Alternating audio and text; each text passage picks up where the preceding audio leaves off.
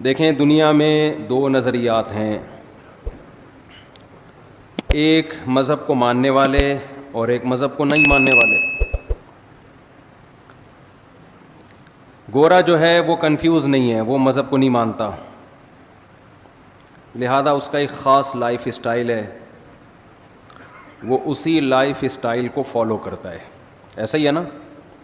آواز سب کو صاف آ رہی ہے؟ بالکل۔ جو مذہب پہ چلنے والے ہیں، علماء ہیں، بزرگان دین ہیں، وہ بھی کنفیوز نہیں ہیں، وہ اللہ کو مانتے ہیں، اللہ کے نبی کو مانتے ہیں، ان کو پتہ ہے یہ اچھا ہے، یہ برا ہے، یہ کرنا ہے، یہ نہیں کرنا۔ ان کی بھی ایک منزل ہے، کبھی برائی ہو جائے تو توبہ کی کوشش کرتے ہیں کہ غلط ہو گیا، اس کو صحیح کرنا ہے۔ یہ جو بیچ کے لوگ ہیں نا، جو زیادہ تر دنیا میں وہی ہیں، یہ کنفیوز ہیں کہ کرنا ہے کیا ہمیں، اور اس کنفیوژن کی وجہ سے بہت سارے مسائل کھڑے ہو رہے ہیں۔ میں اکثر اس کی ایک مثال دیتا ہوں کہ آپ کو گاڑی میں بٹھا دیا گیا اور آپ کو پتہ ہی نہ ہو کہ یہ بس جا کہاں رہی ہے، تو کبھی تو آپ کو خوشی ہوگی کہ شاید اچھی جگہ جا رہی ہو، کچھ دیر میں آپ پہ غم کے اثرات ہوں گے، یار پتہ نہیں کہاں جا رہا ہے۔ تو اس قسمہ پرسی کی حالت کو قرآن نے یعمہون سے تعبیر کیا ہے کہ جو لوگ مذہب کو مکمل فالو نہیں کرتے، یعمہون، وہ وادیوں میں حیران سرگردان گھومتے ہیں، بھٹکتے ہیں۔ تو آج کے انسانوں میں میجورٹی کی زندگی وہ بھٹکنے والی زندگی ہے، بھٹک رہے ہیں۔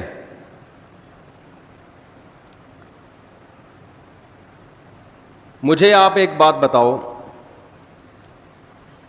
کہ کسی کام کی پلاننگ کام کرنے کے بعد کی جاتی ہے یا کام کرنے سے پہلے کی جاتی ہے؟ پہلے کی جاتی ہے نا۔ مثال کے طور پر آپ نے ناظم آباد میں، نیا ناظم آباد میں، ماشاءاللہ بڑا اچھا لگا مجھے، یہاں کے بڑا اچھا بنا ہوا ہے، پہاڑے وہاڑے بڑے پیارے لگ رہے ہیں۔ نیا ناظم آباد میں آپ نے پلاٹ خریدا کہ میں گھر بناؤں گا، بغیر نقشے کے آپ نے اس میں گھر تعمیر کرنا شروع کر دیا۔ بنانے کا مقصد ہے اس میں بیوی بچے رہیں گے، یہی شریف لوگوں کا یہی مقصد ہوتا ہے۔ اب مزدوروں کو بلا کے آپ نے کہا یہاں دیوار کھڑی کر دو، یہ ایک کھانچہ ایسا بنا دو، اور مقصد ہے بیگم کو خوش کرنا کہ میں اسے اچھا گھر بنا کے دوں گا، میری وائف خوش ہو جائے گی، بھائی آج آپ نے میرا دل خوش کر دیا، میرے مطلب کا گھر بنا دیا آپ نے۔ اس کی بنیادیں آپ نے ڈال دیں، سریا ڈال دیا، اب دیواریں کھڑی ہونا باقی ہیں۔ بنیاد مضبوط ہو گئی، بیگم صاحبہ کو آپ نے وزٹ کرایا، بیگم کو آپ نے بتایا یہ گھر ہے، اس نے کہا یہ کیا بن رہا ہے، آپ نے کہا یہ کچن ہے، اس نے کہا کچن تو یہاں ہونا ہی نہیں چاہیے، کچن کہاں ہونا چاہیے، کچن تو وہاں ہونا چاہیے۔ یہ کیا بنا دیا جی، یہ کس چیز کی بنیاد ہے، یہ واش روم کی ہے۔ ارے یہ واش روم ایگزاسٹ کہاں ہوگا، یہ تو جب ہم ایگزاسٹ فین چلائیں گے یہ تو ساری ہوا اور بدبو کہاں آئے گی، کمرے میں آئے گی یا کچن میں آئے گی۔ یہ کیا کر دیا آپ نے، یہ کیا بنایا آپ نے، یہ جو اتنا بڑا سا ہے، یہ ہمارا بیڈ روم ہے۔ بھائی آپ نے ایسی جگہ بیڈ روم بنا دیا، وینٹیلیشن کا کوئی انتظام ہی نہیں ہے۔ یہ آپ نے بائی دا وے بنایا کس کے لیے؟ آپ کہیں بیگم تمہارے لیے، کہے گی مجھ سے پوچھ تو لیتے نا ایک دفعہ، جس کے لیے بنا رہے ہو اس کو نقشہ دکھا کے ایک دفعہ پوچھ تو لیتے۔ آپ کہیں نقشہ تو میں نے بنایا ہی نہیں، نقشہ بنتا تو میں دکھاتا نا، میں نے تو مزدوروں کو لا کے بولا ایک اینٹ یہاں رکھ دو، ادھر واش روم، ادھر کچن، یہ بس بنا دو ایسے ہی، کوئی نقشہ وقشہ نہ پاس کروایا، نہ کسی ماہر آدمی کو میں نے دکھایا، اور تعمیر میں نے کیا کر دی، شروع کر دی۔ تو بیوی کہے گی گھر تو گیا تیل لینے، مجھے تو یہ سوچ رہی ہوں کہ آپ کے ساتھ میری لائف گزرے گی بھی یا نہیں گزری. میں تو سوچ رہا ہوں کہ ڈاکومنٹس وغیرہ بنواؤں خلا کے, طلاق ولاق کے, کہ بندہ انسان کا بچہ مجھے نہیں لگتا. اتنا بڑا کام آپ کر رہے ہو اور بغیر پلاننگ کے, بغیر نقشہ پاس کیے, بغیر کسی ماہر سے مشورہ لیے دیواریں پینڈوؤں کی طرح لا کے رکھنا آپ نے شروع کر دی. کسی گاؤں میں تھوڑی کوئی گھر بن رہا ہے, تو نیا ناظم آباد میں بن رہا ہے. آپ نے نئے ناظم آباد کا وہ حشر کیا کہ ایسا حشر تو پرانے ناظم آباد کا نہیں ہے. بیڑا ہی غرق کر دیا. تو دنیا میں کوئی بھی عقل مند ہمیشہ کام سے پہلے پلاننگ کرتا ہے, کام کے بعد پلاننگ نہیں کرتا, کیونکہ اب پلاننگ کا ٹائم ختم ہو گیا. ہماری زندگی ایک عمارت کی طرح ہے. جب ہم پیدا ہوتے ہیں اس میں ہماری مرضی نہیں چلتی, ہمارے بنانے والا ہمیں جب چاہے وہ ہمیں زندگی کی نعمت سے نواز دیتا ہے, اس میں ہماری پلاننگ کا دخل نہیں ہے. اگر اللہ ہمیں اختیار دیتا نا کب پیدا ہونا ہے آپ نے, آپ بتاؤ کب پیدا ہونا چاہتے ہو, تو میں پلاننگ کر کے پیدا ہوتا. میں کہتا میں نبی کے دور میں پیدا ہوں گا اور مدینہ میں, اور تو ایسا ہی ہوتا نا ہم میں سے. کچھ لوگ کہتے ہیں کہ ہم نے, شکر ہے یار یہ شور بند ہوا. کچھ لوگ کہتے ہیں کہ ہم نے امریکہ میں پیدا ہونا ہے. میرا خیال ہے 99% لوگ پاکستان میں پیدا ہونے کے لیے پہلے آمادہ, یہ تو ہم پیدا ہو گئے تو بھگت رہے ہیں. یہ تو اللہ کی طرف سے ہمیں اس کے فائدے بھی ہیں. بہت سارے پاکستان میں نہیں پیدا ہوتے تو یہ اسٹائل سے بیان تھوڑی کر رہے ہوتے ہم, اور نہ آپ سن رہے ہوتے. کچھ فائدے بھی ہیں. خیر, پیدا ہم اپنی مرضی سے نہیں, کس نے پیدا کیا؟ اللہ نے. هل اتى على الانسان حين من الدهر لم يكن شيئا مذكورا. اللہ کہتے ہیں بہت طویل عرصہ انسان پر, کروڑوں اربوں سال ایسے گزرے ہیں جب تمہارا کوئی وجود تھا ہی نہیں, کچھ بھی نہیں تھے. ہم نے اپنی قدرت سے تمہیں حیات دی ہے. کوئی ڈارون کے نظریے کی پیداوار نہیں ہے ہم لوگ کہ بندر سے ترقی کرتے کرتے انسان بن گئے. یہ بکواس ہے, فضول بات ہے. بندر کھربوں سال بعد بھی بندر کا بندر ہی رہے گا, وہ نہیں چینجنگ آئے گی اس میں. ایک لوہا کہیں پڑا ہوا کھربوں سال میں تیر یا کمان بن سکتا ہے وہ؟ تو ایک سیل انسان کیسے بن گیا؟ اور میں ڈارون مجھے ملا اکیلے میں اس سے کہوں گا کہ ہمارے آباء و اجداد اگر بندر تھے تو دم کہاں گئی ہماری؟ یا تو دم دو یا دم کے پیسے چاہیے ہمیں. چیز تم نے غائب کر دی یار, پوری دم غائب کر دی اور اس کے پیسے بھی نہیں دے رہے. تو ڈارون نہیں بولا ہے نا کہ دم تھی غائب ہو گئی ہے. تو قرآن کہتا ہے کہ کروڑوں کھربوں سال انسان پر ایسے آئے ہیں کہ وہ قابل تذکرہ چیز نہیں تھا. انا خلقنا, ہم نے بنایا اپنی قدرت سے, اپنے ارادے سے. تو ہمیں پیدا کس نے کیا ہے؟ اللہ نے. اس میں ہماری پلاننگ کا کوئی دخل نہیں ہے. اس کے بعد ہم ماں کی چھاتیوں سے دودھ پیتے ہیں, ہمارے ماں باپ ہمیں پالتے ہیں, پوستے ہیں, بڑا کرتے ہیں. اس میں ہمارے والدین کی پلاننگ کا دخل ہوتا ہے, ہماری اپنی پلاننگ کا دخل نہیں ہوتا. تبھی تو حدیث میں آتا ہے, نبی صلی اللہ علیہ وسلم نے فرمایا کل مولود یولد علی الفطرہ فابواہ یہودانہ او ینصرانہ او یمجسانہ. ہر بچہ نیچر پہ پیدا ہوتا ہے, اسلام پہ پیدا ہوتا ہے. اس کے والدین پلاننگ کر کے کوئی اس کو یہودی بنا دیتا ہے, کوئی مجوسی بنا دیتا ہے, کوئی عیسائی بنا دیتا ہے, اس کو اس کی نیچر سے ہٹا دیتا ہے. کوئی بچہ ماں باپ کو دیکھ کے شرابی بن جاتا ہے, کوئی چور بن جاتا ہے, نیچر سے ہٹتے ہیں. تو یہ کس کی پلاننگ کی وجہ سے؟ والدین کی پلاننگ کی وجہ سے. تو جب تک آپ بالغ نہیں ہوتے, آپ میں عقل و شعور نہیں پیدا ہوتا, آپ کی پلاننگ آپ کے والدین کر رہے ہوتے ہیں. یہ غلط پلاننگ بھی ہوتی ہے, صحیح پلاننگ بھی ہوتی ہے, اور بعض دفعہ کوئی پلاننگ سرے سے ہوتی نہیں ہے. کہتے ہیں بس پیدا ہو گئے, اب تمہاری مرضی, جو بننا ہے بن جاؤ اپنی ذمہ داری پہ. لیکن بلوغت کے بعد جب انسان کی زندگی کی عمارت کھڑی ہونا شروع ہوتی ہے, نبی صلی اللہ علیہ وسلم نے فرمایا بچے کے پیٹ, ماں کے پیٹ میں جب بچے میں جان ڈالی جاتی ہے تو فرشتہ ماں کے رحم میں, ماں کے پیٹ میں جاتا ہے اور اس کی تقدیر لکھتا ہے. لکھتا ہے کہ یہ کتنے سال, کتنے دن, کتنے مہینے, کتنے ہفتے, کتنے گھنٹے, کتنے منٹ اور کتنے سیکنڈ زندہ رہے گا. سمجھ میں آ رہی ہے بات کہ نہیں آ رہی ہے؟ یہ پلاننگ بھی کس نے کر دی؟ یہ ہماری پلاننگ نہیں. اب میرے اور آپ میں سے ہر شخص کے بارے میں یہ لکھا ہوا ہے. کس نے 96 سال, ملکہ الزبتھ کے بارے میں لکھا ہوا تھا 96 سال سے پہلے اس کا انا للہ بولو نہیں ہو. 96 سال میں جائے گی یہ دنیا سے. دنیا کی ایسی حاکم سمجھی جاتی ہے جس نے طویل دور حکومت کا دیکھا. تو اللہ نے اس کی ماں کے پیٹ میں فرشتے کے ذریعے کیا لکھوایا کہ یہ 96 سال, اس کی جو موت ہوگی سن 2022 میں اور سپٹمبر کے مہینے میں فلاں تاریخ فلاں سیکنڈ.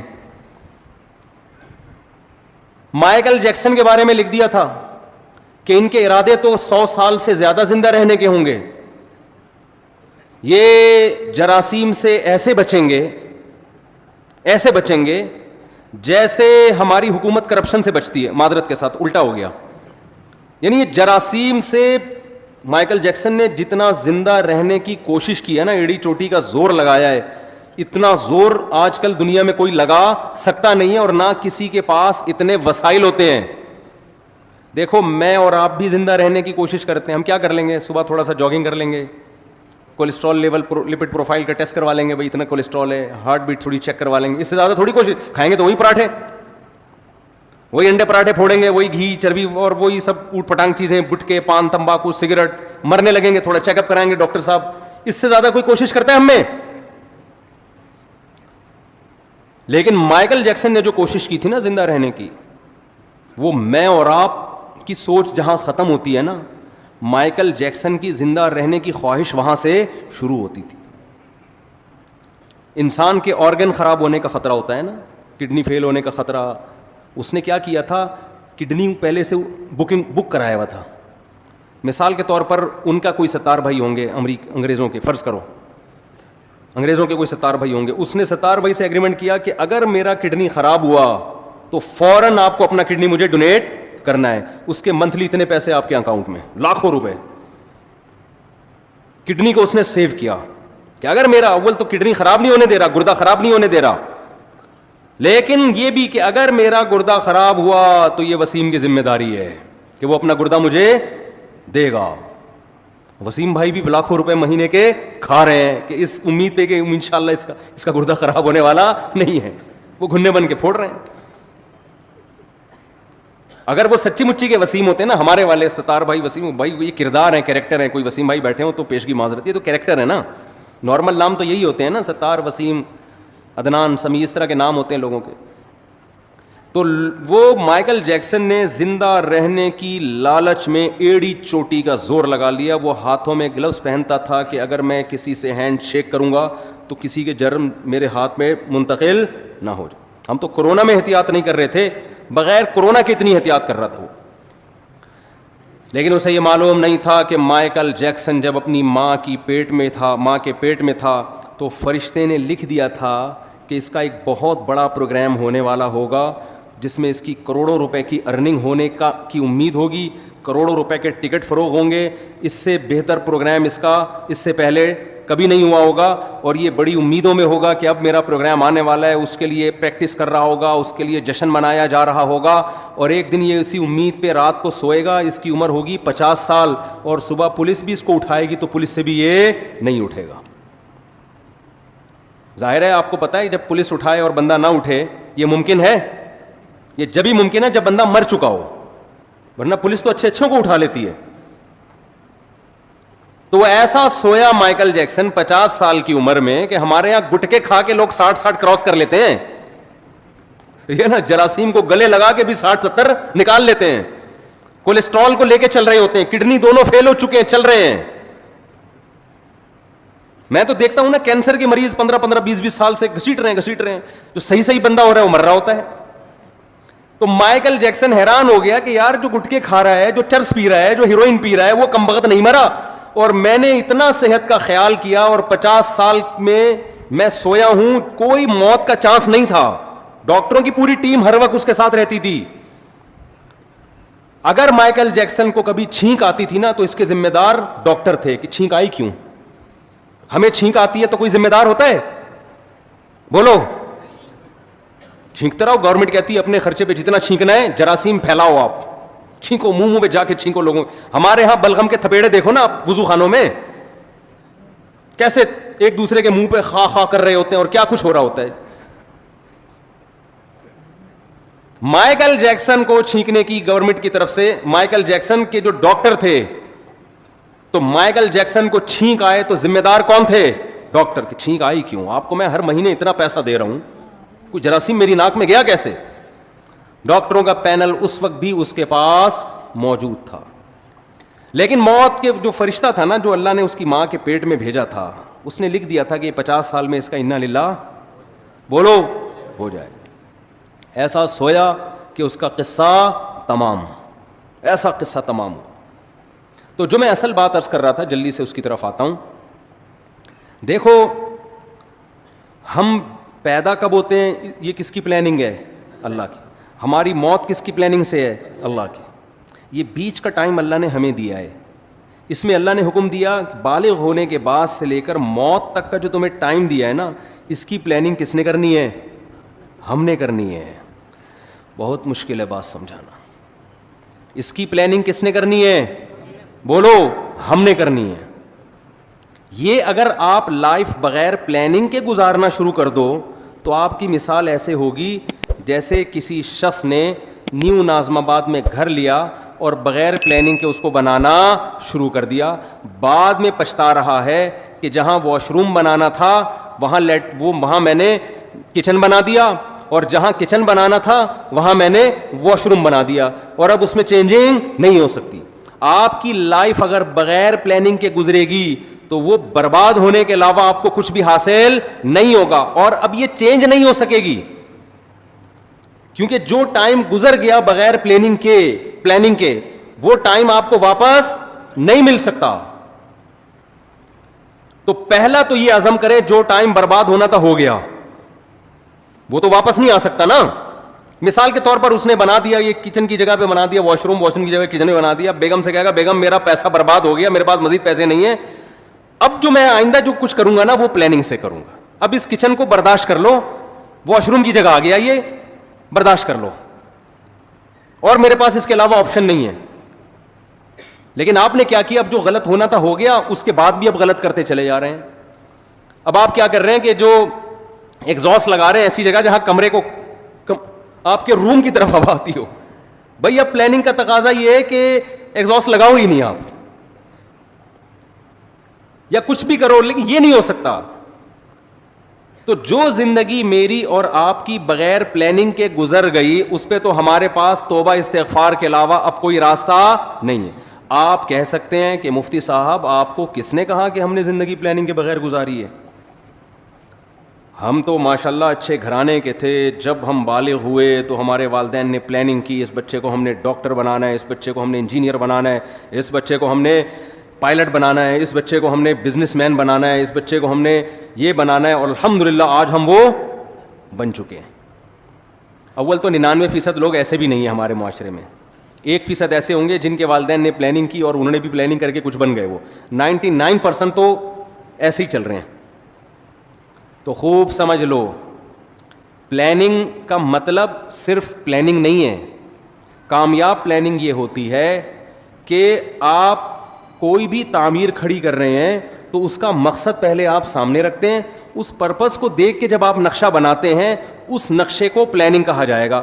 مثال کے طور پر آپ نے نیو ناظم آباد میں وائف کو خوش کرنے کے لیے پلاٹ خرید کے اس پہ گھر بنانا شروع کیا, لیکن گھر کی شکل کی جو آپ نے پلاننگ کی وہ کسی پرچون کی دکان کی لگ رہی ہے پلاننگ. سمجھ میں آ رہی ہے بات کہ نہیں آ رہی ہے؟ میرے خیال ہے تھک گئے ہیں آپ لوگ. آپ نے گھر بنایا پلاننگ سے, بیگم کہہ رہی ہے یہ کیا ہے آپ کے, یہ بڑا سا ہال بنا دیا میں نے, بہت بڑا. اتنا بڑا ہال بنانے کی ضرورت کیا تھی, باقی کمروں کی تو جگہ بچی نہیں. آپ کہہ رہے باقی کمروں کا کیا کرنا ہے, ایک ہال کافی ہے ہمارے لیے. وہ کہے گی نہیں مجھے لگتا ہے آپ نے بغیر پلاننگ کے بنایا. آپ کہتے ہیں نہیں میں نے پلاننگ کی تھی, میں نے اس کی پلاننگ کی ہے کہ اس میں اگر کہیں بھی کسی کو گودام کی ضرورت پڑتی ہے نا تو سارا مال اس کمرے میں اتارے گا وہ. تو پلاننگ تو کی ہے آپ نے یقیناً, لیکن یہ گودام کی پلاننگ ہے, یہ گھر کی پلاننگ بولو نہیں. تو میں اور آپ پلاننگ تو کر رہے ہیں فیوچر کی, اول تو بہت سے لوگ کر ہی نہیں رہے. ہمارے یہاں تو الحمدللہ کوئی پلاننگ ہوتی نہیں ہے. زیادہ تر لوگ جو پلاننگ کر رہے ہیں نا اپنی زندگی کی, ان کو یہی نہیں پتا کہ ہماری زندگی کا مقصد کیا ہے. لہذا کوئی پلاننگ کر رہا ہے میں بہت بڑا تاجر بنوں گا, کوئی پلاننگ کر رہا ہے میں بہت بڑا ڈاکٹر بنوں گا, کوئی پلاننگ کر رہا ہے میں بہت بڑا سیاستدان بنوں گا. بھائی یہ جو آپ اپنے پرپس کو سامنے رکھ کے پلاننگ کر رہے ہو نا, تو آپ کا بڑا ڈاکٹر بننے سے مقصد کیا ہے آپ کا؟ بیگم کہے گی نہیں اتنا بڑا جو گودام آپ نے بنایا, اتنا بڑا کمرہ, آپ کا مقصد کیا ہے؟ آپ کہیں میں اس میں بورے لا کے رکھوں گا گندم کے, تو سر پکڑ کے بیٹھ جائے گی نا کہ یہ نیو نازم آباد آپ کو گودام بنانے کے لیے یہ بنایا بلڈر نے. گودام کی الگ جگہ ہوتی ہے بھائی, ٹرک اڈے جاؤ, ٹرک اسٹینڈ جاؤ, وہاں گودام خریدو. تو غلط پلاننگ کو پلاننگ بولو نہیں کہا جاتا. اب میں جلدی سے بات کی طرف آتا ہوں جو میں سمجھانا چاہتا ہوں آپ لوگوں کو. بعض دفعہ بات مختصر ہوتی ہے, اس کی تمہید ذرا لمبی ہو جاتی ہے. دیکھو اگر ہم کافر ہیں, اللہ نہ کرے غیر مسلم ہیں, تو ہمیں اپنی زندگی کا مقصد تلاش کرنے کی ضرورت بولو نہیں ہے. پھر ہم جس چیز کو چاہیں ہدف بنائیں, اس کو سامنے رکھ کر اپنی لائف کی پلاننگ کریں. جیسے انگریز ایک ہدف متعین کرتا ہے مجھے یہ بننا ہے, ان کے ہاں یہ بھی ہدف ہوتا ہے کہ میں نے ماؤنٹ ایوریسٹ کی چوٹی پہ چڑھنا ہے. پوری زندگی کا ان کا ٹارگٹ ہی یہی ہوتا ہے کہ میں نے کیا کرنا ہے, میں نے ماؤنٹ ایوریسٹ کی چوٹی سردیوں میں عبور کرنی ہے. تو کئی سال وہ اسی پلاننگ کے تحت اپنی باڈی کو بناتے رہتے ہیں. یہ ان کا ہدف ہے. اگر کوئی چڑھ جائے اس پہاڑی پر, کامیاب ہو گیا, نہیں چڑھ سکے تو کیا کہتے ہیں, ناکام ہو گیا. بناتے ہیں کہ میں نے میڈیکل سائنس کی فیلڈ میں ترقی کرنی ہے, بعض کہتے ہیں میں نے بہترین سائنٹسٹ بننا ہے. ہم یہ دیکھتے ہیں کہ جو لوگ مذہب کو نہیں مانتے ان کا ایک ہدف ہوتا ہے. اصل بات جو میں عرض کر رہا ہوں, جب تک آپ کے سامنے اپنی لائف کا ہدف نہیں ہوگا کہ میرا اس زندگی سے مقصد کیا ہے, اس وقت تک آپ اپنی زندگی کو پلان نہیں کر سکتے. آپ کی زندگی بے ڈھنگی ہوگی. اب مقصد کیا ہونا چاہیے؟ ایک مقصد ہے کافر کا, غیر مسلم کا. غیر مسلم کا لائف سے مقصد زندگی برائے زندگی, لائف کو انجوائے کرنا, اس کے علاوہ اس کا کوئی ہدف نہیں ہوتا. اگر آپ اللہ کو, کریٹر کو, خدا کو اپنی ڈکشنری سے نکال دیتے ہو تو پھر آپ کو یہ حق حاصل ہے کہ آپ اپنی زندگی کا مقصد خود متعین کرو. سمجھ رہے ہیں کہ نہیں سمجھ رہے؟ پھر آپ اپنی زندگی کا مقصد خود متعین کرو. کیونکہ اللہ کو اگر آپ نے نکال دیا, اس کا مطلب کیا ہوا کہ ہم پیدا ہوئے ہیں اللہ کے ارادے سے نہیں, ایک اتفاقی واقعہ ہوا, ہم پیدا ہو گئے. ہم مرتے ہیں اللہ کے ارادے سے نہیں, اتفاق ہوتا ہے. ان ہی الا حیاتنا الدنیا نموت ونحیا وما یہلکنا الا الدہر. نبی کے دور میں جو ایتھیسٹ تھے وہ کہتے تھے کہ یہ دنیا کی زندگی ہے جس میں ہم مرتے بھی ہیں جیتے بھی ہیں, یہ خدا کے تصرفات نہیں ہیں, یہ زمانے کے تصرفات ہیں. زمانے میں ہوتا ہے, موت بھی ہے, زندگی بھی ہے, اور پھل پھول بھی پیدا ہوتے ہیں, کوئی خوشی کی زندگی, کوئی غم کی زندگی. تو اگر میرے اور آپ کا بھی خدا نخواستہ یہ نظریہ ہے تو میرے بھائی ہمیں پھر اپنی زندگی کا ہدف تلاش کرنے کی ضرورت, خدا سے پوچھنے کی ضرورت نہیں ہے. پھر ہماری مرضی, ہم جس چیز کو ہدف بنا لیں.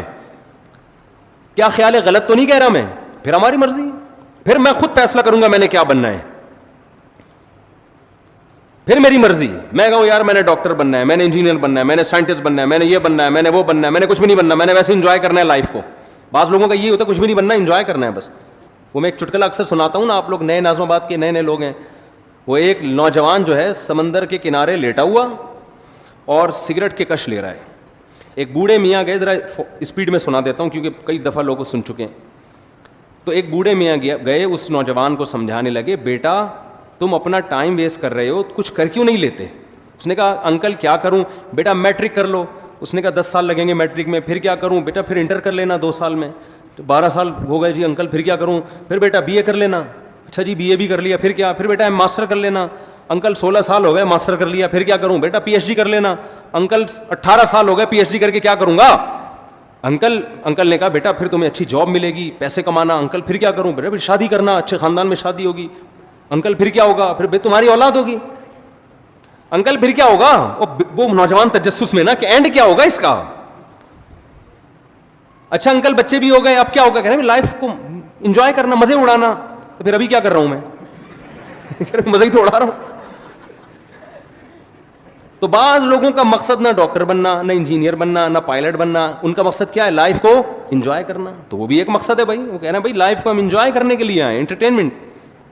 وہ انجوائے کر رہے ہوتے ہیں, گٹکے کھا رہے ہیں, پان کھا رہے ہیں, وہ کہہ رہے ہیں مر جائیں گے نا جلدی, تو کیا ہو گیا؟ ہم مزے اڑا کے جلدی مرنا چاہتے ہیں, اس میں کیا کون سی ٹینشن کی بات ہے؟ ہماری مرضی, ہماری لائف ہے. ہم چرس پی کے مرے, ہم ہیروئن پی کے مرے, ہم مر رہے ہیں نا, آپ کو کیا تکلیف ہے؟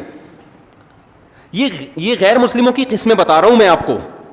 غیر مسلموں میں شراب پی کے مرنے والے بھی, خودکشی کر کے مرنے والے بھی. خودکشی کرنے والے کو آپ یہ نہیں کہہ سکتے کہ یہ حرام ہے, اس پہ گناہ ملتا ہے. وہ کہتے ہیں گناہ کیا ہوتا ہے؟ میرا جسم ہے, میری مرضی, میں کھمبے سے چپک کے مروں, میں کھمبے سے لٹک کے مروں. میں جب اس دنیا میں ٹینشن میں ہوں تو ٹینشن ریلیز کرنے کا میرے پاس موت کے علاوہ کوئی راستہ نہیں ہے, تو میں مر رہا ہوں نا, کیا تکلیف ہو رہی ہے؟ تو اگر آپ مذہب کو اپنی زندگی سے نکال دیتے ہیں تو آپ بہت ساری ٹینشنوں سے کیا ہو جاتے ہیں؟ بظاہر آزاد ہو جاتے ہیں. بظاہر آزاد ہوتے ہیں, حقیقت میں تو ٹینشنوں میں عذاب میں پڑ جائیں گے آپ. تو پھر آپ کو ہدف خود بنانے کی اجازت ہے کہ آپ متعین کریں میری لائف ہے, میری مرضی ہے, میں خود فیصلہ کروں گا میں نے فیوچر میں کیا بننا ہے. یہ بھی فیصلہ کروں گا کہ کیا بننا ہے, یہ بھی فیصلہ کروں گا کہ کچھ بننا بھی ہے کہ نہیں بننا, ویسے ہی رہنا ہے. ہم جب چوتھی کلاس میں تھے نا, تو ہماری ٹیچر نے سب بچوں سے پوچھنا شروع کیا کہ کون کیا بنے گا. ایک بچے سے پوچھا, اس نے کہا ڈاکٹر. مجھ سے پوچھا, میں نے کہا پائلٹ. بچوں کو اس وقت پائلٹ بننے کا بہت شوق ہوتا تھا. سب سے وہ پوچھ رہی تھی. ایک لڑکا بڑا شرارتی تھا, اس سے پوچھا بیٹا تم بڑے ہو کر کیا بنو گے؟ کہتا دولہا بنوں گا میں. اس نے کیا کہا؟ اس وقت تو ہم سب کو اس پہ ہنسی آئی, لیکن بات یہ ہے کہ جب آپ نے لوگوں پہ چھوڑ دیا کیا بننا ہے, تو کہہ رہا ہے مجھے سب سے زیادہ مزہ کس میں آئے گا؟ دولہا بننے میں. میں دولہا ہی بنوں گا, میرا ہدف ہی دولہا بننا ہے. اس وقت تو یہ بات ہمیں سمجھ میں نہیں آتی تھی, لیکن جب ہم آج 50 سال کے ایسے لڑکے دیکھ رہے ہیں نا جو دولہا بننے کی خواہش میں ترس رہے ہیں, جو دولہا بن ہی نہیں پا رہے بیچارے اپنی حرکتوں کی وجہ سے, تو پھر مجھے وہ یاد آتا ہے کہ یہ دولہا بھی خوش قسمت لوگ بنتے ہیں. اور خواتین کے ساتھ پیش کی معذرت, بار بار دولہا بننے کی سعادت یہ بہت ہی خوش قسمت لوگوں کو ملتی ہے. اللہ تعالیٰ حفاظت میں رکھے.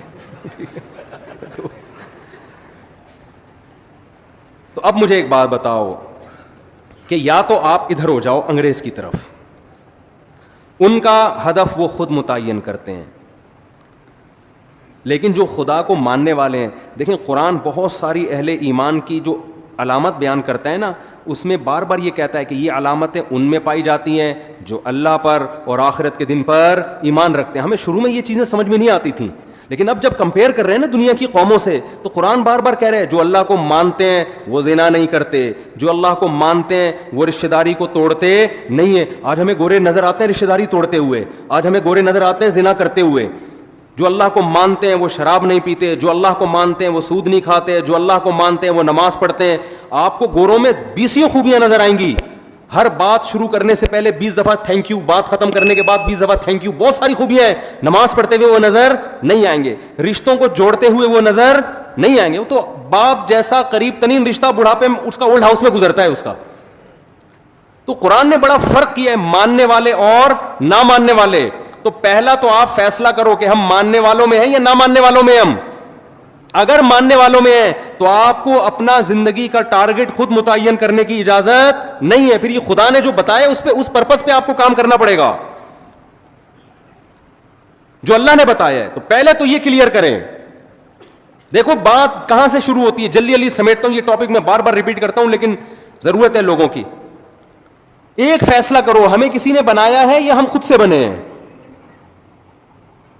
گورا کہتے ہیں ہمیں اس سوال کے جواب کی ضرورت نہیں ہے. قرآن کہتا ہے سب سے پہلے تجھ سے یہ سوال پوچھا جائے گا کہ تو نے یہ فیصلہ کیسے کر لیا تھا کہ میں خود بخود وجود میں آیا ہوں.